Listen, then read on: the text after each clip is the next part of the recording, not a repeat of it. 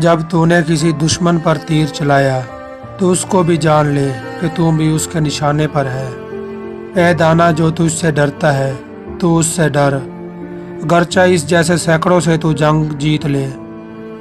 برے لوہے سے عمدہ تلوار کوئی کیسے بنا سکتا ہے؟ سکھانے پڑھانے سے نالائق لائق کیسے ہو سکتا ہے؟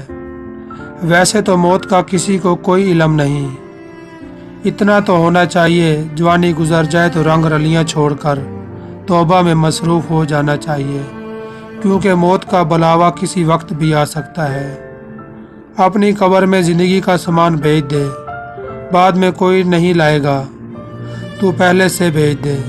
ظالم بادشاہ کیا نہیں کرتا، کیونکہ بھیڑیے سے چرواہے کا کام نہیں ہو سکتا۔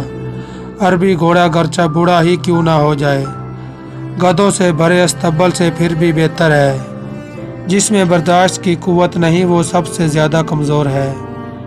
وہ شخص لڑائی کی صف میں کیا بہادری کرے جس کا ہاتھ خالی اور حال برا ہوا۔